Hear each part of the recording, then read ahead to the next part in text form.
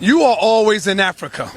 You got the African Day Parade. You don't see the Africans. You got the festival that be going on in Brooklyn, the band festival, the African festivals. Where's the Africans at? When we doing our rallies and our marches, where's the Africans at on your side? Talk to us really about that, man. See, let me tell you something. We think slavery in America was something. Slavery in Africa is still in force. You talking about deaf, blind, and dumb. Don't confuse you because somebody got on some printed cloth that's printed in Holland or India that you're looking at an African cultural expression. That's not an African cultural expression. That cloth was printed in a European country and then sold to Africans.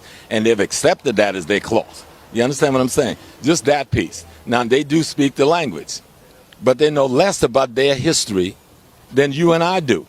So you've got a deaf, blind, dumb, backwards person speaking an African language, coming from the African country, came here to be a parasite on their own people with no respect for themselves as human beings, and then because they speak a language, try to play you off like they got something culturally that you don't have. The most culturally enforced African in the world is the African American.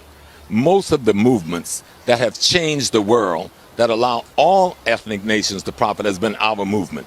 And so we get peed on and played down because these people are so punked out and scared of the white man that they feel because they're scared of the white man, they got to be against us. Are they our people, brother, or are we our own people now? No, we got to understand two things.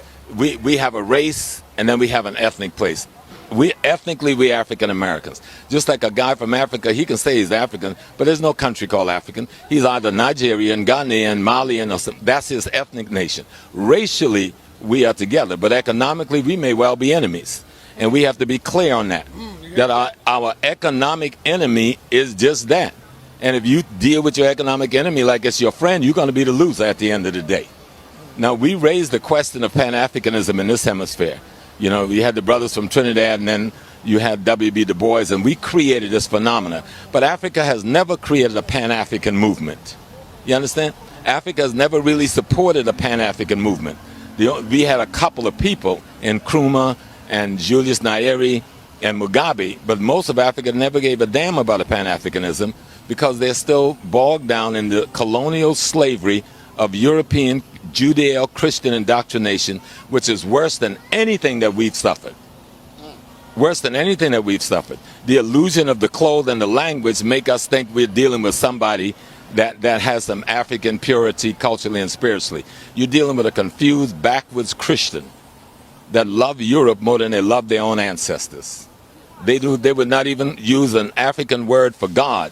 You know, in Ghana, if you talk about being a traditional African, you might get beat down in the street. You understand? You're ostracized on the radio. Movies are made to show African culture as being the devil, while Christian culture is coming in as the savior. This is TV shows and on TV in Nigeria and Ghana